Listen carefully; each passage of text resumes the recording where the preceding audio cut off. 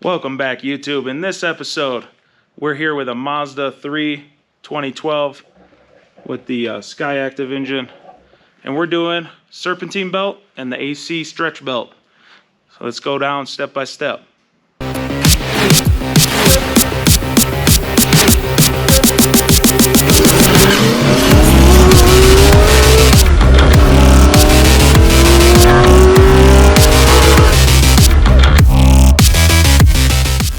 First step to get into the belts, you need to take a 21 millimeter, take the tire off. Obviously, you got to lift it up in the air.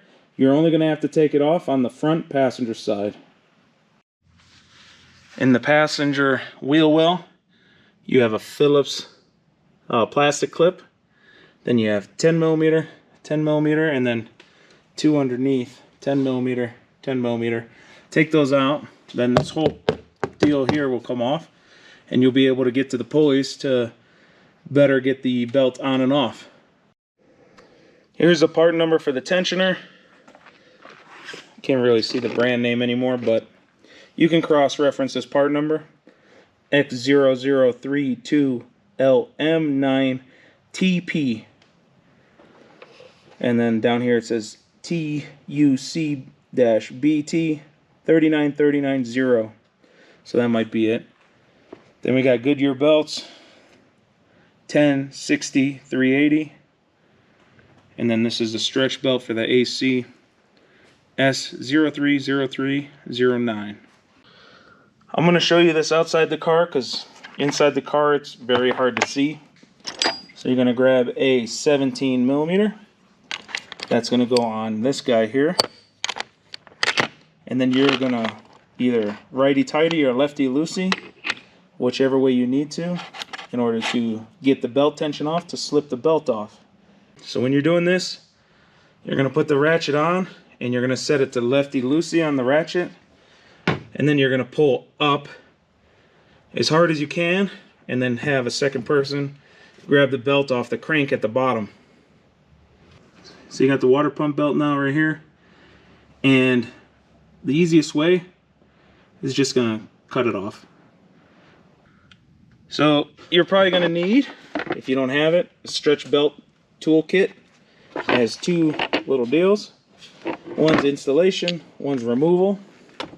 So you're going to take this guy, put it on the pulley, and then you're going to turn the crank by hand with a 21 millimeter clockwise. You're going to jam this up in here, like so. Like that, and then rotate it clockwise, which will push that metal into the belt and pop it off the pulley. This removal tool worked, so I'm going to assume right now that the install tool is going to work. So I'm going to go with this install tool and do the same thing, spin it clockwise with this guy on the pulley, hooked on the pulley, and then this will force the belt on with this 45-degree angle. It'll push the belt onto the pulley as you spin this thing all the way around. The top and bottom mounts here. This is a 12 millimeter bolt, which will require you to either use just a plain wrench like this or a ratcheting version of this.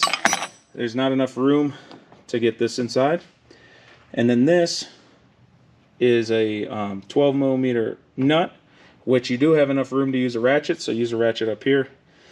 And you're going to take both of those off, and then just pull this guy off and put the new one on, and tighten it the same way you took it off. You're going to have to pull the tensioner out with the bolt in it, which means you're going to have to install the new one with the bolt in it. Otherwise, there's not enough room to put this in place and then put the bolt. So you have to put the bolt through and then slide it in.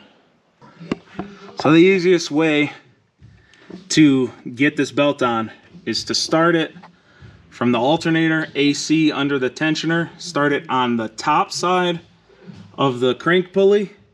Then you're going to get on that tensioner 17 millimeter deal, and then you're going to pull it down, come under the car, pull it down, and then have a buddy or you do it with your third hand, and then you make this belt slide over the pulley and then let go of the tensioner, And now we're on. So it's all brand new stuff.